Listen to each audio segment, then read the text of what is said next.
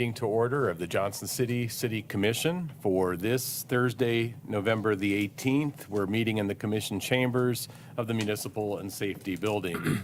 At the start of our meeting, I'll invite Pastor Thomas Cooke to come and bring our invocation. If you'll all stand.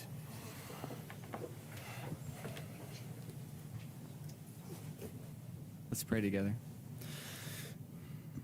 Father God, we just thank you so much for this day. We thank you for your love and your grace and your power and your wisdom and your kindness, Lord. Thank you so much for loving us and for caring for us, Lord. I'm so thankful to be here today, God. I thank you for our city commission, God, just the men and the women who are dedicating their lives and their talent, their ability, and their resources to make Johnson City a better place. I pray for wisdom and strategy and insight and blessing on all of the leaders in this building today, God. We thank you, Lord, just for their hearts and for the work that you're doing through them, God. We lift up our city before you, God, and we just ask that you'll be pleased and glorified with every single decision that's made. Lord, we know that you are the epitome of love, God. You are the epitome of righteousness and goodness, Lord. And you say in your word that when the righteous rule, the people rejoice, God. And so I just pray that is so about Johnson City, Lord. I'm so thankful just for, again, the men and the women who are dedicating their lives to making this city a better place. Lord, I bless them today. I pray that you give them wisdom and strength and endurance and strategy and everything that their hands are involved with every single decision that's made today, God. I pray that you'll make this city a fruitful place, Lord. I thank you again just for this day, for your love and your kindness and your wisdom that you so graciously pour out on us, Lord. And we ask all these things in your name. Amen. Amen. If Thank you'll you. join me in facing the flag and the pledge. I pledge allegiance to the flag of the United States of America and to the republic for which it stands, one nation, under God, indivisible, with liberty and justice for all. Mayor, your first order of business is consideration of the minutes of your meeting on Thursday, November the 4th. All right, is there a motion or modification? Make a motion to approve. I'll second. We have a motion and a second to approve the minutes. If there's not objection, we'll call the roll. Commissioner Brock? Yes. Commissioner Hunter? Yes. Commissioner Murphy? Yes. Vice Mayor Fowler is absent, and Mayor Wise. Yes. At this time, I believe you have something you want to add to the agenda. Yes, Mayor, I'd like to add to the agenda. I was. Uh-oh. Uh-oh, it's already coming, I guess. So quickly, we need to add, Right this way, no, right this way, right this way, right this way, that's what I needed to right add. here. Stop, stop. This year's turkey is a little spunkier than last year's turkey, is that right? Oh. Commissioners, I'm sorry to interrupt your meeting. I'm really sorry. I found this turkey down by the farmer's market, Oh. bothering our citizens. Stop, stop. Bothering our citizens. He's looking for the turkey trot. Do you want me to arrest him or pardon him? I need to know quickly. Well, the mayor will probably have to address that. We need to, turkey, turn around. This is why I ran for office. This one moment every year. Here we go. Due to the contributions of this fine feathered bird has made toward the health and wellness of our citizens in leading the turkey trot, one of our most beloved community events, and in the spirit of this wonderful season of Thanksgiving, I hereby decree and grant a full mayoral pardon to Trotter the turkey. Didn't know you had a name. May he live in a full and blessed life at the helm of many events for years to come. And that's for you to take home.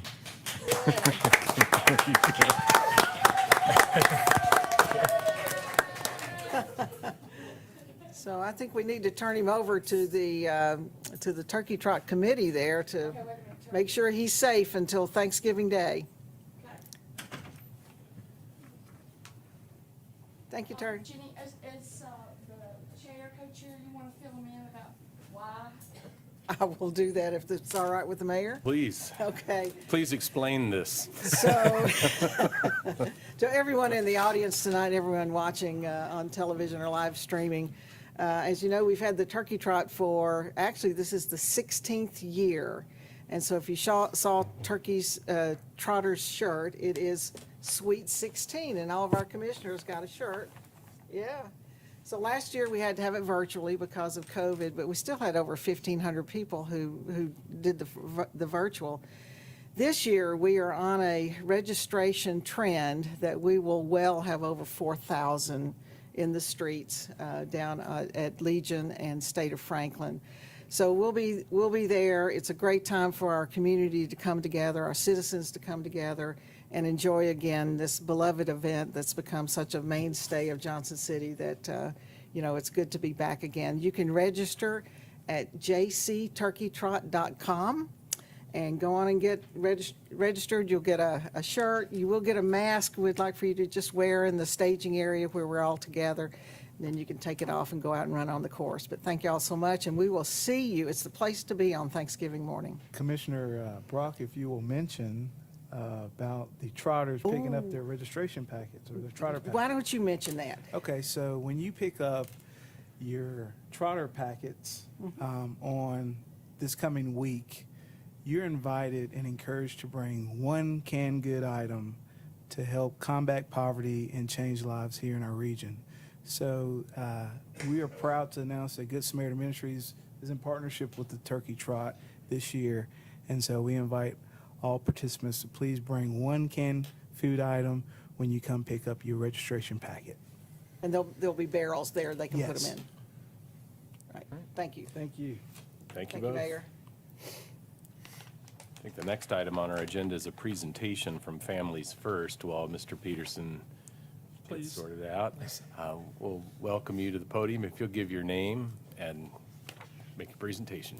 Hey, yeah, thank you, Mayor, for allowing me to come tonight. And my name is Lisa Tipton, and I'm actually with Families Free. And I would like to talk to you just a little bit about what we're doing here in the community. The turkey is a tough act to follow, but I'll try to be as entertaining as I can. What we do here in our region is strengthen our community by building the capacity of vulnerable families. And Families Free has been around for about 13 years. In our area, we are a 501c3. We're a faith-based organization, and we receive funding from donors in our community and churches and community partners. In addition to, we are funded by Department of Mental Health and Substance Abuse, Department of Children's Services, Department of Health, and we receive an appropriation in Governor Lee's budget. And that gives a little bit of a picture of Families Free's footprint across our region. We have an office in Mountain City, Elizabethton, Johnson City, and also in Kingsport. All of these sites are licensed substance abuse and mental health treatment facilities by the state of Tennessee, and we provide gender-specific treatment for men and women at those sites. We have intensive outpatient treatment, parenting education. We can provide co-occurring treatment. We have a psychiatrist who can treat those disorders, as well as trauma counseling, family restoration work. And our largest office is here in Johnson City. We are here in a pretty good-sized building over off of Princeton Road. And we have specialized services for moms that have a drug exposed or NAS baby. And those ladies can bring their kids to the treatment group with them. We have treatment 3 to 5 days a week, depending on the level of need that the moms have. Then we also provide treatment services for other women who either don't have children or have older children downstairs. Then we have outpatient treatment and full range of services for men as well. And in 2019, we were able to begin the efforts to open our Story House. I have worked in this field for a little over 20 years, and I worked for 10 years in therapeutic foster care and took care of kids all over Northeast Tennessee with OmniVisions. And what I saw over and over and over was families would struggle. They would get involved with Department of Children's Services, have a PERM plan, and there really wasn't a lot of support to help these parents overcome the issues in their life, but also help the court systems decide Had the family had the correct intervention? Did they respond well? Was the family going to be able to move past what had happened, or was there another direction things needed to go to have safety and permanency for children?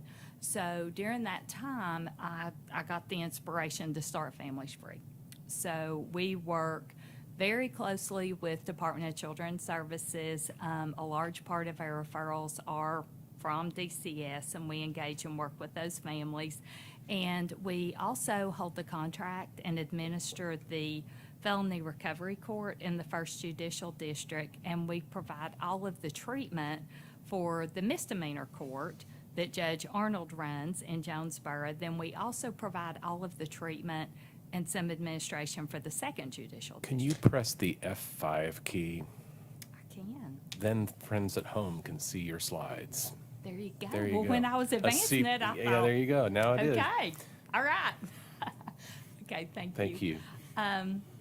So you can see from the roots of our tree, the big components of Families Free are restorative recovery, our woven program, and then also restorative justice. So we are heavily involved with Governor Lee's initiatives for the criminal justice reform. I served on the criminal justice reform task force and helped develop some of the things that Families Free is now getting the opportunity to implement. So Story House is a home over off of West Market Street, and we have ladies who are living there who are involved in our treatment program. And one of the things that makes Families Free, I feel like, unique, not only in our region, but also in the state, is that families involved with Families Free commit to participate in all of these services. They don't just get treatment, they don't just get medication management, just get parenting services. If a juvenile court, a judge, if people know that a individual's chosen to engage with Families Free, that person is participating in all of that. So they are receiving all of those services, and we report back to these referring agencies 2 times a month just to share the progress. So we're really engaged and involved with system-involved individuals and the systems that are making decisions about their care. So you can see from the chart on the left, we have received right at 450 referrals from January through September. And there's a breakdown of where those come from. And then out of that number, 140 of those clients are engaged with Families Free right now. Somewhere in Northeast Tennessee, they are receiving this level of service. And out of that 140, 71 of those people are in our site in Johnson City. So these are our community members. They're people that are living here. They are receiving the kind of help and intervention that really helps them change their lives and change the course of their families. So Story House is just our, it's really the heart of Families Free, because everybody knows what it's like to need a home and to need a place to be safe where your needs can be met. And this is a story of one of the ladies that's lived in Story House the longest. She actually moved into her own apartment about 2 weeks ago. But she came to Families Free in January of 2020. And the story that you see about Kelsey is very typical of the ladies who come and would like the opportunity to live in Story House. They have to be engaged in all of our treatment services, and they apply to live in Story House. Then if they choose to want to live in the manner that we've set this house up, the women who live there don't pay any rent. They live there rent-free, but they enter into an agreement that they follow the rules of the house. And Story House is a recovery home. We don't have paid authority in the house, but it's not democratically ran. It is ran by Families Free under our treatment model. So Kelsey came to live in the house, and right now there's a lot of talk about ACEs, about trauma-informed care, about all those things that are very, very important, but there are also individuals out there who need interventions. They need to build their resilience. They need to move beyond some of the things. But Kelsey's life had been impacted by so many of these different challenges. And as you can see from her timeline of accomplishments, she is set to graduate our recovery court on November 30th. And during that time, she has been able to obtain her GED. She was able to get a driver's license. We were able to have a car donated to her, so she was able to have a car. She had her baby. Her baby was born drug-free because she was in our program. But the baby has had some challenges and some struggles because of some of the earlier things that happened. And she has been engaged in occupational therapy, physical therapy, Tennessee early intervention, and right now she's a happy, healthy, beautiful little girl with no outstanding significant problems, all because her mother was able to get the kind of help she needed. Kelsey had never had a job. She had never been in a situation to really have gainful employment. She now has gainful employment, and she's really, really doing great. And a couple of weeks ago, she participated in a program to become a certified peer recovery specialist. So she's been sober, she's taking care of her daughter, she's working. She's just really a beautiful, beautiful example of what can happen if someone can come into an environment where their needs are met. So what I am asking for tonight is a letter of support for a grant that we are writing for from the state of Tennessee, Department of Mental Health and Substance Abuse. And in October, we were able to purchase a couple of acres of property on Riddle Street in Johnson City, and that property has a 6-unit apartment building on it, and we are seeking some funding from the state to do some renovations that we would be able to house more women, and this would be like a step up from living in story home. The women still wouldn't pay any rent because they enter into a financial agreement to put 30% of what they make back into a bank account.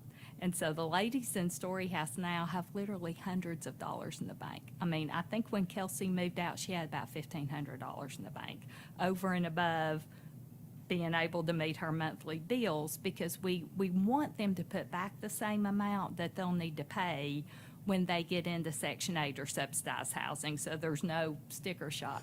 But the grant that we're seeking would provide funds to rehab that property. And then we are also going to be working with Dr. Moreland, who is one of our consultants at Families Free. And we do a program with her called Mom Power, and it's a very intensive attachment bonding program, and she will be providing those services on site. And we'll have some programming there for as women move out of the Story House into more of an independent setting in supported apartments. Most of the time that kind of coincides about the time that they get full custody of their children back, or they're at a place to have some more independence. So Dr. Moreland will be setting up that kind of program, and we will be able to just provide more of these opportunities for women and children in our community. Thank you for sharing about Families Free. Yeah, we have- Misspoke, my apologies. Is there, do we need a motion to Yeah, well, first provide of the all, letter? Yeah. yeah, I would just like to compliment you on your presentation, but really your dedication to the work that you do. It's amazing, and probably the thousands of lives that you've touched. And I love one sentence you have on there, when they're surrounded with love. And you can certainly tell the difference. You have to kind of change the environment that these people have grown up in, quite honestly. So best of luck with there. So I would highly recommend that we write a supportive letter for your grant, and continue to wish you well in the work that you do. Yes. Is there a second? A second? All those in favor, I guess do you need to call the roll, Ms. Jennings? Commissioner Brock? Yes. Commissioner Hunter? Yes. Commissioner Murphy? Yes. Mayor Wise? Yes. So And I we think will have we're that for Working you. on that now with the Yes. letter. Good. Thank you Okay. so much. Thank you all. Thank you. Thanks, Lisa. Your next order of business is to consider an appointment of a city commission representative to serve on the Johnson City Chamber Board of Directors. As you will recall, this is in association with your contribution to the Young Professionals Program and the agreement that you approved recently between the city and the chamber. So the intent is to appoint a representative representing you on the chamber board. Is Mayor, there a I'd like motion? to recommend a young professional sitting to my left here. I think he's technically too old to be a young John. professional. Just by a few He had a months. birthday last summer. John Hunter, So as that I'll accept it. appointment. so we have a motion. Do we have a second? Yes. Okay, we have a second. Any discussion? And if not, we'll call the roll. Commissioner Brock? Yes. Commissioner Hunter? Can I vote for myself? Yeah. Okay, yeah, Yes. sure. Commissioner Murphy? Yes. Mayor Wise? Yes. I may change my name. All right. Next item is An appointment to the Johnson City Development Authority. As you all are aware, the JCDA has, as part of its responsibility, the management and ownership of the John Sevier Center, as well as the downtown center, the parking garage, which is really beyond the normal scope of what the JCDA manages and has the expertise for as a volunteer board. And Mr. Hank Carr, the JCDA chair, has been trying to fulfill some of those duties and has come forward with a recommendation that Mr. Bill Alton be appointed to that board because of his skill set and long work history in construction and property management and maintenance. He's been primarily involved in healthcare, and in my experience in working with Bill, he's done parking decks out there and significant renovations and additions to the med center and filling the role that is intended for this particular position. I would agree with Mr. Carr that Bill Alton would be an excellent person to serve on that board and fulfill those needs. as the commission's designate on the JCDA, I would echo that sentiment. There is appointment capacity on that board, and I think there's a very specific and unique skill set that Mr. Alton brings that is critically necessary and would be very helpful to the remaining board members. So I would echo that. Is there a motion to make that appointment? I'll make the motion to appoint Bill Alton. We have a motion. Is there a second? Second. And a second. Now any discussion or comments? I think he's going to be a great addition. I've known Mr. Alton, and when I was on the board at Ballot, and the value that he will bring. And I know the challenges are great with a lot of the work JCDA is doing right now, so this will be a great advantage, to have him on. There's not objection. We'll call the roll. Commissioner Brock? Yes. Commissioner Hunter? Yes. Commissioner Murphy? Yes. Mayor Wise? Yes. Next order of business is a request for a road closure for the annual Shop with a Cop to be done by with the Johnson City Police Department. This will be a closure of commerce between South Boone and Wilson on Thursday, December the 16th from 5 to 7 p.m. The appropriate reviews have been made, and the recommendation is to approve the request. Motion or discussion? I will move for approval. We have a motion. Is there a second? Second. And a second. Is there any discussion? Call the roll. Commissioner Brock? Yes. Commissioner Hunter? Yes. Commissioner Murphy? Yes. Mayor Wise? Yes. Next order of business is consideration of a beer license application for Kings Highway LLC doing business as Luke's Pizza, located at 311 West Market Street in Johnson City. This is a request for a Class 1 on-premise beer license. It is appropriately zoned, the appropriate reviews having been made, finding no disqualifying factors, and the recommendations for your approval. Is the applicant here? Yes, correct. All right, if you want to approach the podium. This is where we grill you with a lot of random rapid-fire questions. Awesome, we don't have a grill, so that's good. Okay. Have you read the rules and regulations concerning the sale of alcohol inside the city of Johnson City? And do you agree to abide by them? Absolutely. You have answered all the questions we have. I do have one, yes. Is this a new license or is it a transfer? I mean, have you We purchased the business? the business. Okay, Yes. very good. Well, congratulations. Thank you. It's a great place.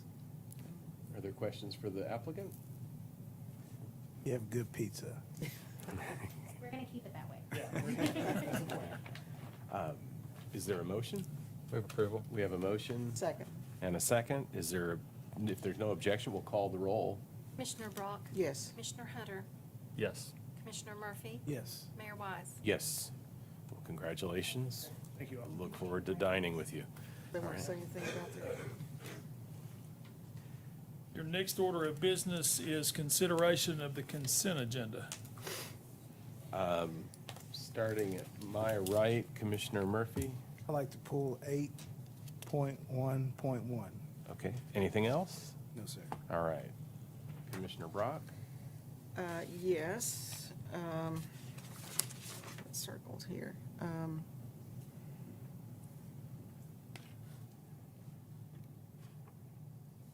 Number 8.1.2. Thank you. Is I'm that all good. you've got? Okay. And I'm good. you're good. All right. And I think the idea on 8.1.1 was to vote on it separately as well, I believe. I was would the add that request. to I it. understood. Okay. Actually, So- I do have one, 8.1.5, sorry. I'm sorry, you missed your chance. Okay, so John Hunter for 8.1.5. Okay, so Mr. Peterson, You want to start with 8.1.2. Tom, would you like to come up and explain the Wiedemann and Singleton master plan update? are you please? doing this out of order just to keep things fresh, or? Well, I thought you wanted to vote on the splash pad differently. Just So- Anything I can do, Mayor. Mr. Witherspoon, having spent a few hours with you a couple of weeks ago, looking, and I think the rest of the commission has too, really going out to our water treatment plants and all the facilities that we have. I was really excited to see the planning that goes on. And so, more than anything, just hit the highlights of what this group's going to be doing for us and kind of the big overall picture of how we're going to use this plan going forward with our capital investment. Yes, ma'am. This is our water master plan, and again, a master plan, whether it's water, wastewater, acts as the community's roadmap to where to invest in improvements to their infrastructure. And in this case, it's the water distribution system, the treatment system, storage and pumping systems.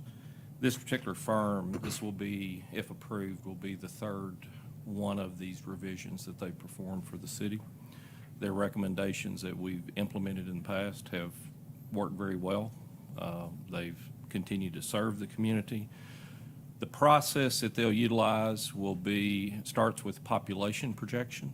Then it's computer modeling to determine what size lines need to get water from our two water sources into the various areas.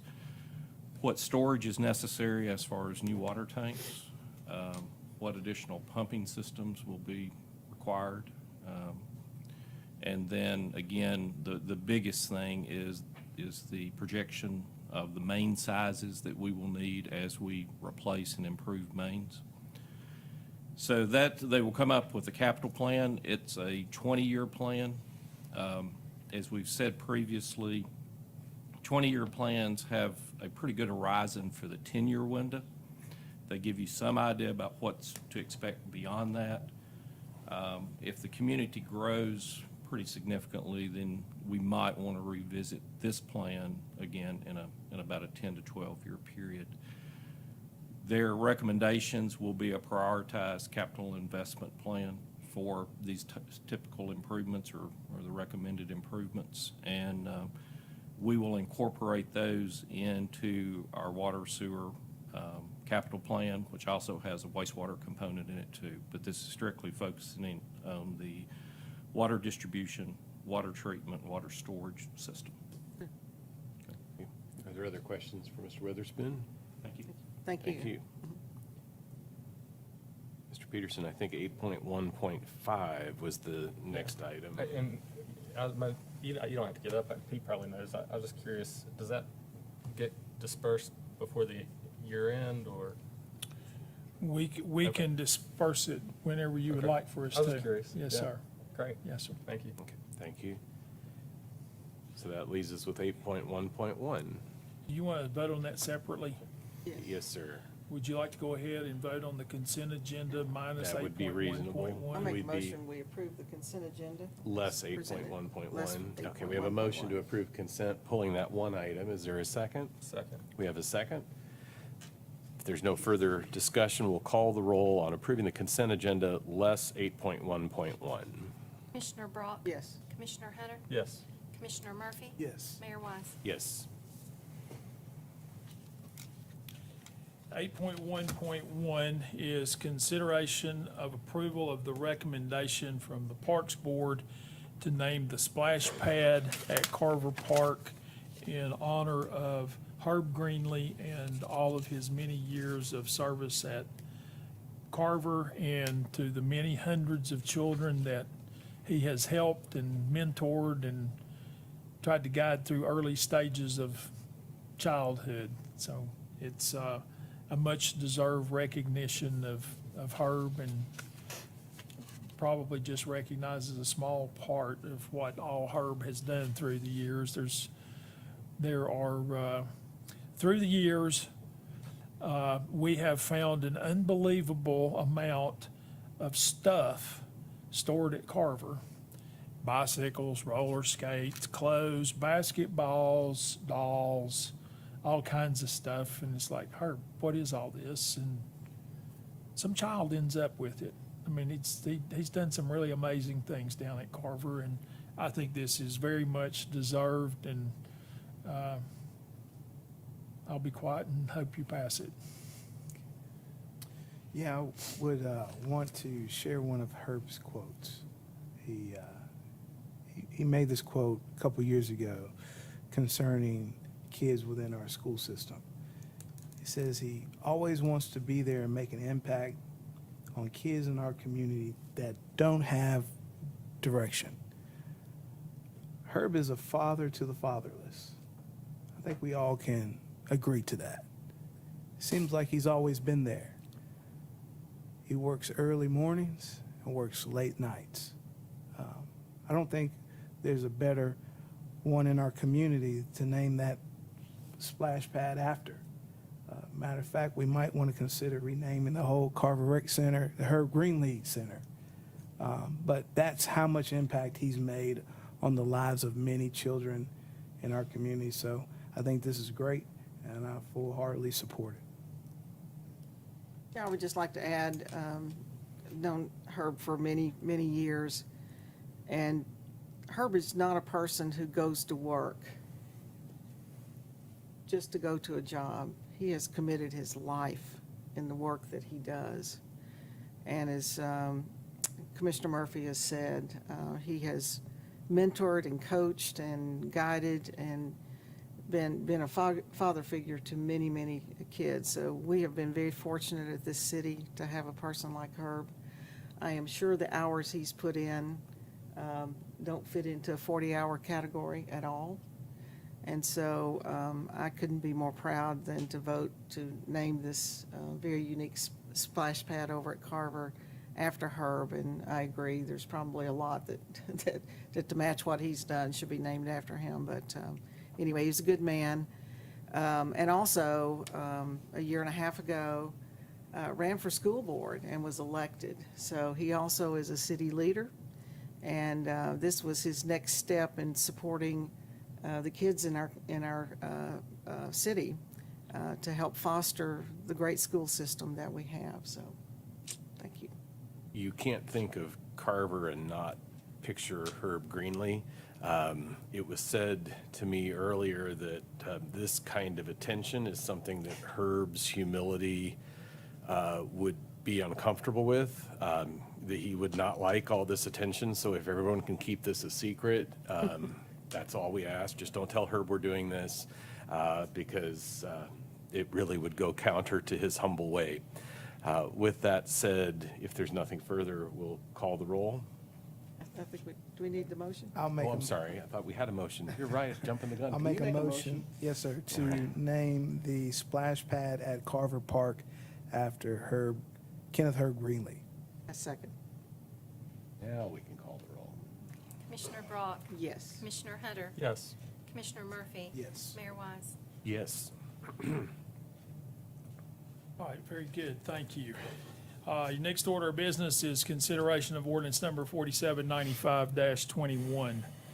An ordinance to amend the zoning map of the city of Johnson City, Tennessee, being part of the appendix to ordinance number 1519, entitled an ordinance to adopt a code of laws and ordinances for the city of Johnson City, Tennessee, and to repeal all laws and ordinances in conflict therewith and amendatory thereof by changing from B4 planned arterial business zoning to RP3 planned residential zoning, certain property located at 2644 Knob Creek Road is ready for your consideration on first reading.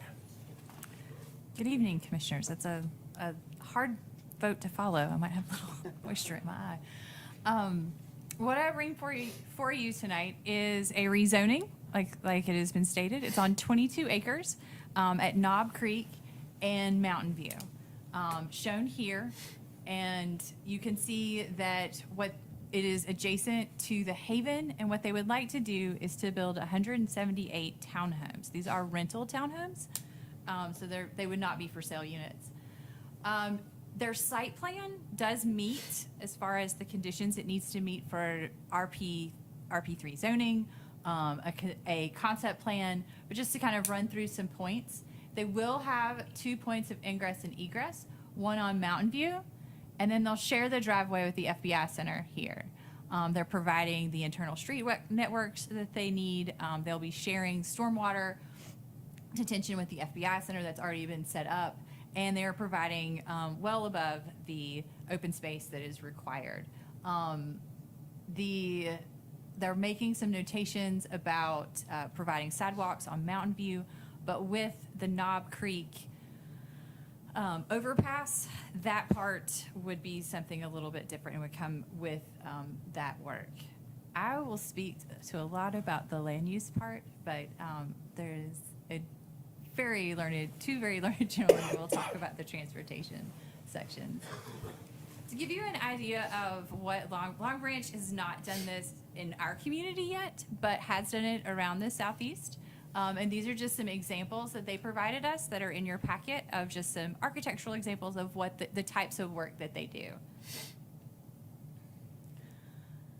And this is how the plan fits into the Knob Creek overpass, of where you have this point here that is existing today that will come over. So they are aware, and they are working with the same set of engineers that are also working on this plan. So those parts have married well. Just to kind of give you an idea of density, they're meeting their density requirements for the zoning district, and then the densities for the kind of multifamily that is around, just to kind of give you an idea of what that looks like. The future land use map does say that this is commercial. I think that there possibly could be some room in there for some adjustment to make it residential, and therefore staff is recommending approval. Or skip over the vicinity map. Staff is recommending approval because it matches the bridge plan as far as providing different types of multifamily development, and the strategic plan, which does include some different types of place. But there was a neighborhood meeting, and I don't want to overlook that, where we did have a resident come out and talk about the timing of this plan, the timing of this construction with the Knob Creek overpass. That was also a big discussion in the planning board meeting. And so the planning board recommendation is also approval, but it was a 5-3 vote. So there was some struggle there with some decisions. And so I am available for questions. I believe Anthony and Phil might want to talk about the overpass if you have some questions about On the that. planning commission, was there a consensus in the 5-3 vote? Was there a clear two-directional consensus there, or were there 3 different reasons to oppose it? Like, what was the rationale on the 3 votes, would you say? I would say it was the timing with Knob Creek Okay. In traffic. and traffic, the existing traffic that's there. I think that it is a felt and real And the issue. traffic on Knob Creek or the traffic at the tunnel? Traffic on Knob Creek and Mountain View, like Okay. of both of those. And so I would ask that our traffic people get up and speak more learnedly about that. Can you recall the timeline for this project? As I recall, and this is one that at the public hearing you'll want to confirm with the developer who is in the room tonight, that they would not, that they would not finish until likely, next year is 2022, so Late somewhere late 23. 2022, early 2023, in that kind of realm, to as late as 2024. But I think it would be early 2024 if it continued that. 2022 would be year of planning and design Yes. and all that. Has the land been purchased, or does this decision, sway the purchase of the land? I do not know the answer to that question. That would be a good question for the public hearing. But ready to hear from traffic folks?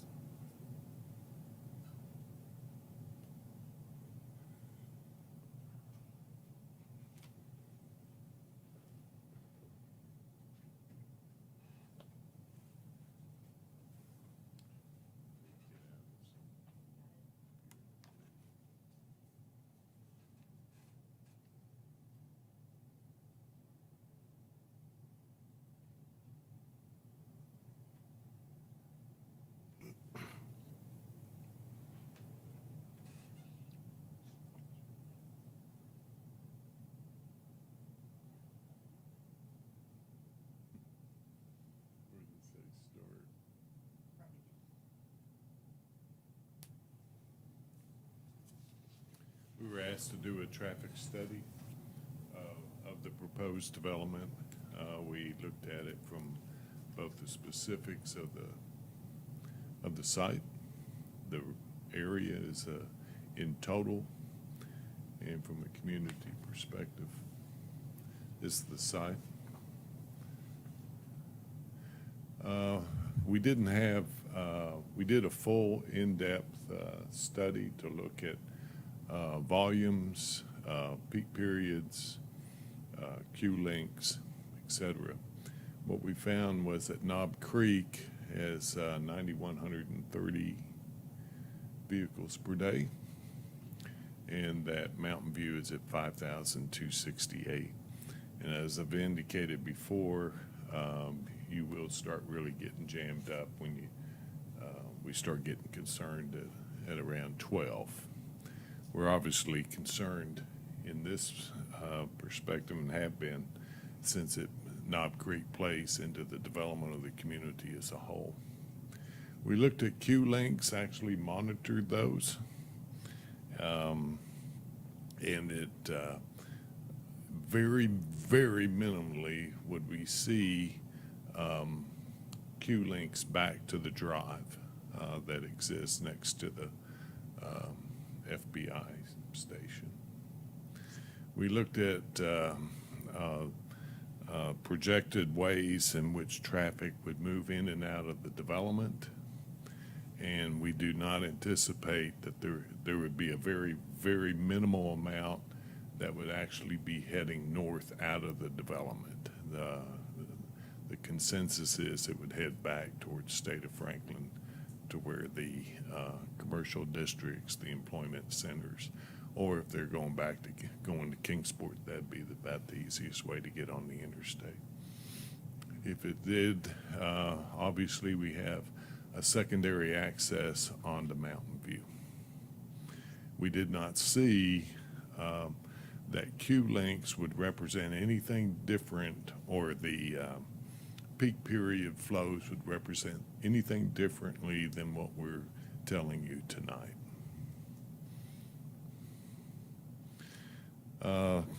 We looked at other developments in town. We had concern about whether or not the projections in the manual were accurate. We felt like They're actually inflated over what we see in Johnson City. However, we can't conclude anything. We had some lower and some higher. So we cannot, we're not going to sit here and dispute the numbers. So those numbers for this development would be 1,184 trips per day generated by the development as a whole. Again, queue lengths are minimal. We just don't see a problem under current conditions. We don't see a problem with the traffic volumes generated by this development. So that 1,100 number is coming out of a manual for residential, Right, multifamily residential. I think the planning commission heard 10 trips per day, that's high. The manual is at 6.65. And is there any way to project, is that going to go 50-50 to the two access points, or is that just anyone's guess? It's an educated guess on our part, and we did that, and I think, 70% or so towards Knob or more, 60. Is that just sort of a professional Yes. estimate, or, okay. Okay.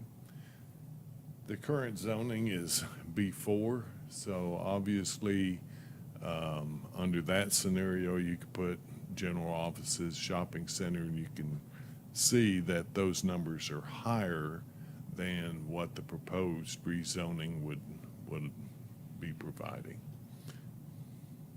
So this kind of gives you a comparison of the apartment complex to what could occur today.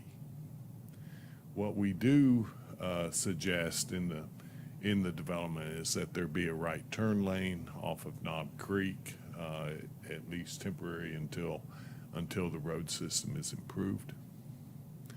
If it was a shopping center, that wouldn't hold. We would be requiring a lot more than just a simple right turn, because the traffic we would expect to actually occur from both sides.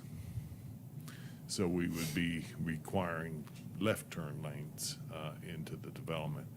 If there's an issue, then they have access to Mountain View. When we start looking at the area as a whole, what do we have planned? And that's part of our responsibility in two respects. The first is, in this particular area, this is the 5-lane of Knob Creek, and there's a flyover. What that's essentially doing is creating that spoke between Boones Creek and State of Franklin. Right-of-way is nearly complete, and then it will be released to the state, who's says that they will fund the construction, and I think they've earmarked it for within the next 3 years. With the infrastructure bill, we don't know if those things will speed up on the state level, but they will be in a position to start no later than July 1st of next year. We also have a project that we're working on, which is to upgrade the intersection at Knob Creek. That will be funded through STP, and that's just a process to get that moving through that system. We were looking at building it ourselves and then backed up a little bit. Knob Creek and State of State of Franklin? Yeah. Oh, That'll provide additional left turn lanes, which is stacking up pretty good. And so basically what we look at is we look at those sticking points, which are intersections right around the community as a whole. Phil, did y'all look at the stacking at that intersection of Knob Creek going out to State of Franklin to come up to the traffic light, and how much traffic was there at this time? Yes, it does back up substantially, but through signal timing, we were able to provide for the capacity to receive any left turn movements. If that makes any sense. We have a way of actually manipulating the timing so that those types of scenarios can be accounted for. Is that something you're currently doing, just to Yes. address the traffic today? yeah, with the ITS system, it's a great tool for us to be able to do those adjustments. So whenever you see a signal like the one at ETSU, we did there's some adjustments we can make in order for that signal, which is a little bit closer than we prefer, but that signal doesn't create a backup into the other signal. The other improvement is Oakland Avenue. It's already designed. We're modifying it to go along Mountain View Road. That'll be a 3-lane roadway, and it's just simply awaiting funding by the city. The reason we like that project is that we're getting a lot of interest in developing, right? So we have not only this development and the one that was approved prior, but we also have gotten phone calls on the orange section for housing, so that's a big deal. So should have the corridor pretty much improved within a reasonable period of time. We don't see interference necessarily with the housing development during construction. And the reason is what they'll do is they'll build the bridge first, tie it in, and then they will build the outside lanes, leave Knob Creek open, and build the outside lane, which is actually towards them, and then transfer the traffic over as we complete that side of the road, and then upgrade what's existing. So that I don't get too worried about that. And obviously, the developer is aware of construction. Bill, let me go back real quick. I'm sorry. I just want to make sure I understand this. West Oakland and West Mountain View Road will turn into a 3-lane? Right. The whole stretch? Yes, Is that just going to be a turning lane in the middle? yes. Okay. And that should be ample capacity to handle everything that's been developed or to be developed. There will be one other track, which is right here. We had a proposed development on that track where the arrow is, but that backed off. We expect that to fill in. So you can see that everything is essentially going to be residential. We then looked at the last thing, and the last thing we look at is what we're responsible for is to move traffic between residential nodes and commercial nodes, right? Well, we wanted to know whether or not the deletion of this B4 for residential would have an impact on the future of Johnson City and the growth and our ability to handle it with the transportation system. The conclusion of that brief study was that we have essentially 15 to 20 years of capacity of vacant B4 land available, and that's not including what's not been annexed. So we have that capacity available, which should take us well into the future, and you'll see more development out of Boones Creek. Most everything else is getting filled in.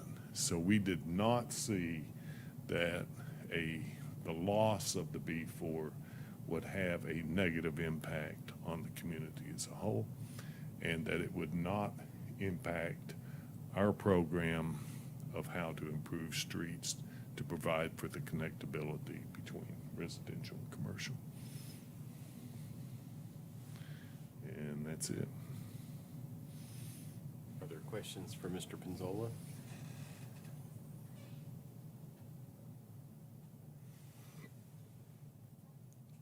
Or Ms. Hodges? Do you know, do you have your crystal ball on when the work on the new bridge across the railroad may begin? It could begin as early as July. of July, but practically the earliest would be in the spring of '22. The projection was, Spring of 23. 23, right?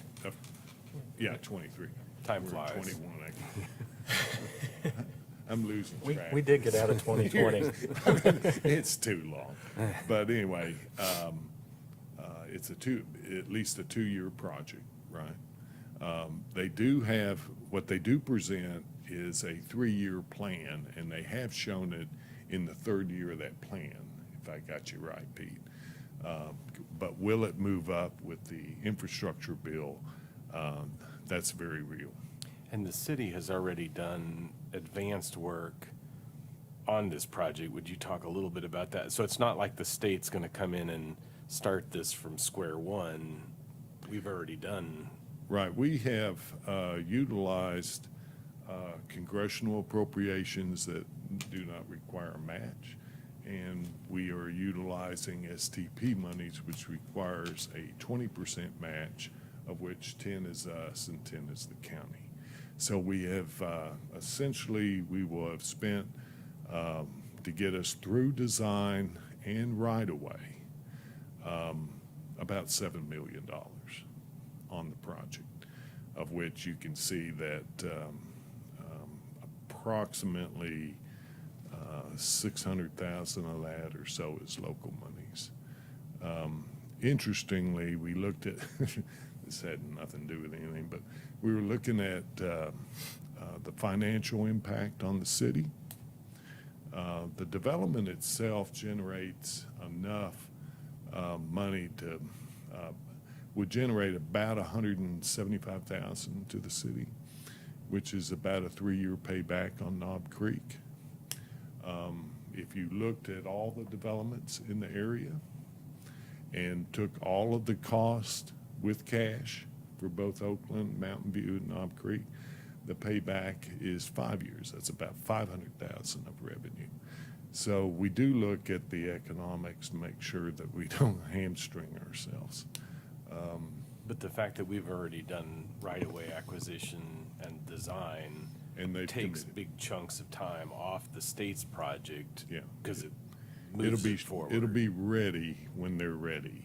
And hopefully we can get them to do something after July 1st. Okay. Bill, have you had conversations with TDOT? Have they kind of mapped out a traffic flow, given the work that's going to have to be done? I'm sure lanes are going to be closed down and there's going to be a lot of restrictions. I mean, it's going to be even a greater pinch point, during this construction phase. Have they given you any indication how all that's going to work and the need for the residents, probably on both sides of the tunnel, to begin to look for alternative routes for travel? Commissioner, I doubt that they've gotten that far. What they typically do is they'll come up with a traffic plan and then they'll ask for our blessing of their traffic plan. That's typical. I can assure you there's no change for the traffic flow getting through the tunnel. The only question I would have, but I don't think that it may or may not occur, is whether or not we would be utilizing the bridge structure somewhere in the sequence of the construction. The bridge structure would go first, that's obvious.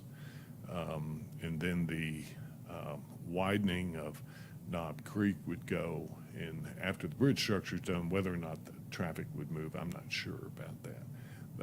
But it will not have an impact on the traffic flow through the tunnel, nor will have any significant impact on the flow of traffic as you're moving construction vehicles around. And did you say Knob Creek will be 5 lanes? Yes. With a double left after you cross the bridge to get back onto Claude Simmons. The idea being that the state will probably improve to 3 lanes thereafter. They could go greater. We'd love to see it go greater, but that was their projection, was 3 lanes. And then obviously Boones Creek's going to change, and Boones Creek's scheduled for 5 lanes. They've already bought the right of way for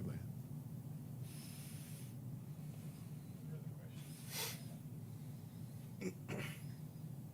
Again, this is on first reading, and just so the benefit of those, we pass ordinances with 3 readings. The next reading will be public hearing. Yes, and that actually will be on the 16th, is when that's when they're going to do their public hearing. Just wanted So to- on third reading, or are we holding second reading until December? Second reading will be, we'll hold second reading on the 16th. Okay, so we would be voting today, doing nothing the first meeting of December with it, and then, very good, thank you. Mayor was, the developers here too? Yes. Okay. So public hearing would be essentially about a month from now, December 16th. Doesn't pass until it passes on 3 readings. So I'll turn to the commission and ask for your action. Well, at some point, I want to hear from the developer too. I think that'll be good. Just On to- second reading, yeah. On second reading? Okay, gotcha. I'm going to make a motion to approve, and of course, I sit on the planning commission, so I've had a while to look at this and hear, and I appreciate, Mr. Penzola, the more in-depth study that y'all have done. I learned a lot from it that I didn't know. You know, we were at that point in time just making a lot of assumptions about what's going on. The reason I like this project is because it has a concept plan and we know exactly what's going to go there.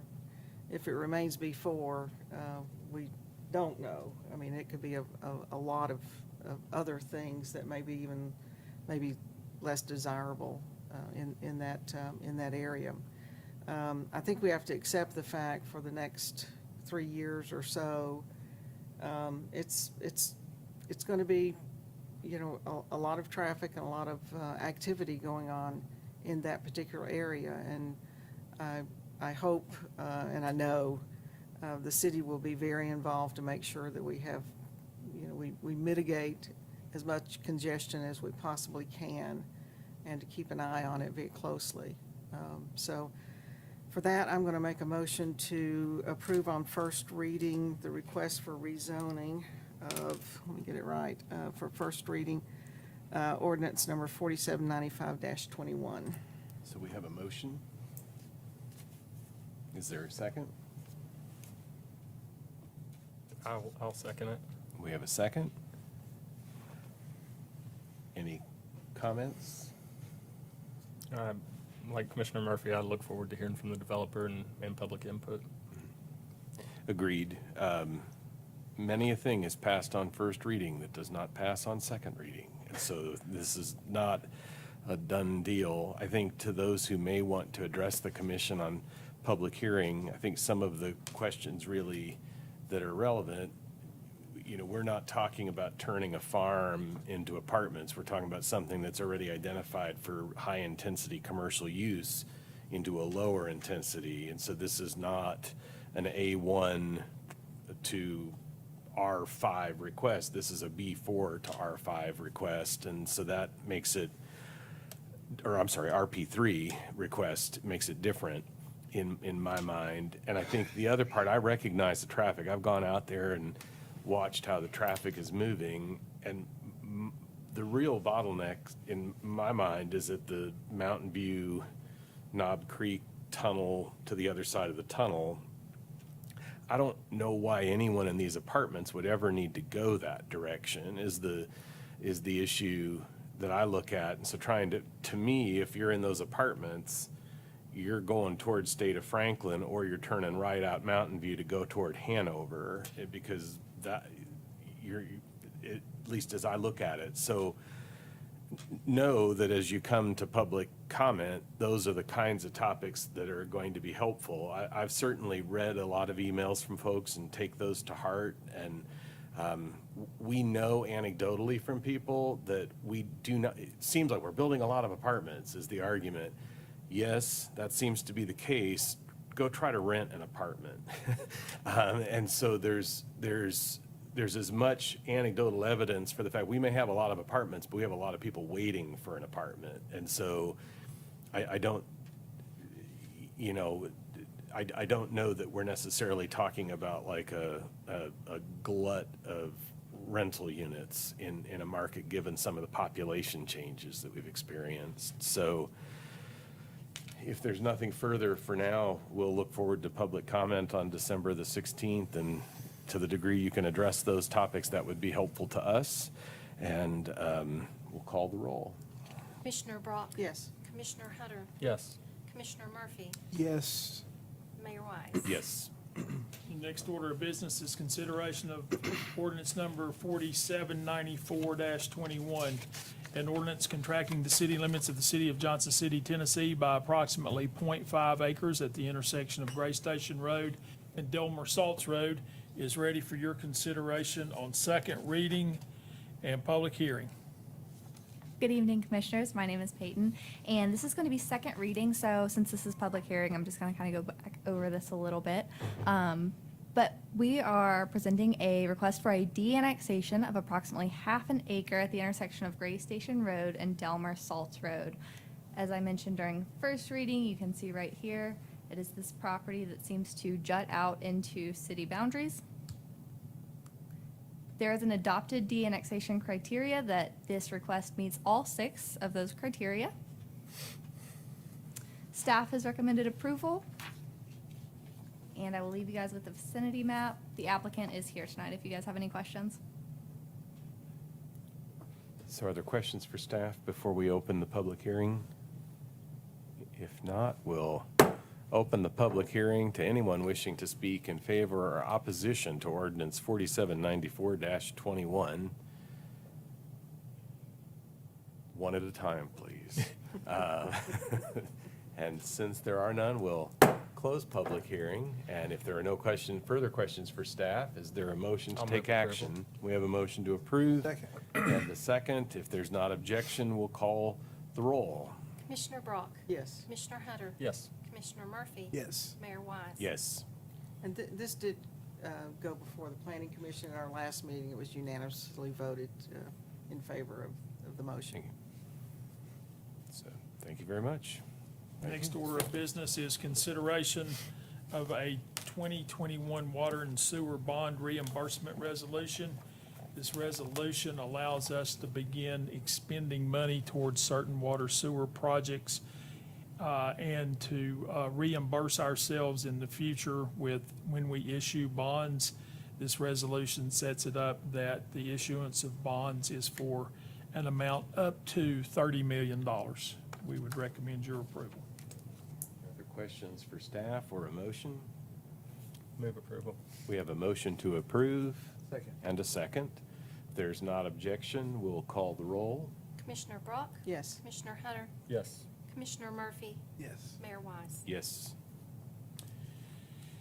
Commission, I would ask that you allow me to give you a in-depth manager's report in 2 weeks.